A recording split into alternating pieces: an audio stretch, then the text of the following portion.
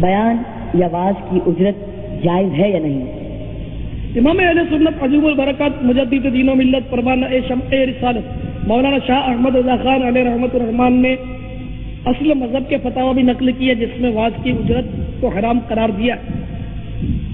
مگر بعض جگہ پھر وہ متاخرین کے اقوال بھی نقل کیے۔ تو جس طرح تعلیم قرآن و تفسیر، تعلیم حدیث، فقہ، امامت اور اذان میں ضرورت زمانہ کے سبب اجرت جائز ہے، اسی طرح علماء متاخرین نے واعظ پر بھی اجرت کے جواز کا فتویٰ دیا ہے۔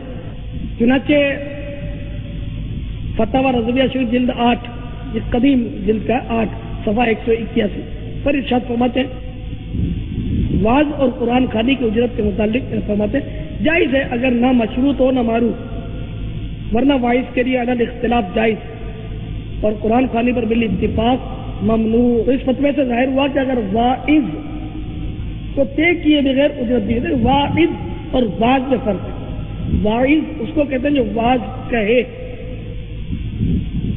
تو اگر واعظ کو طے کیے بغیر اجرت دی گئی اور وہاں اجرت دینا معروف بھی نہ ہو تب بھی واعظ کے لیے جائز ہے، اور اگر اجرت طے کر دی گئی تھی یا طے تو نہ کی گئی تھی مگر وہاں معروف ہے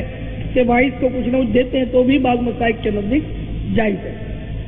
اسی صفحے کے 3 صفحات بعد ذرا اور واضح انداز میں فرمایا کہ اگر واعظ اپنے واعظ پر اجرت لے تو منع نہیں کیا جائے گا۔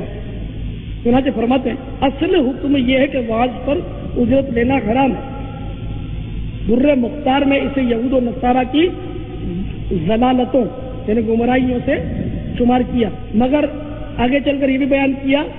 یعنی فتویٰ عالمگیری وغیرہ میں ہے کہ کتنی احکام زمانے کے اختلاف سے بدل جاتے ہیں۔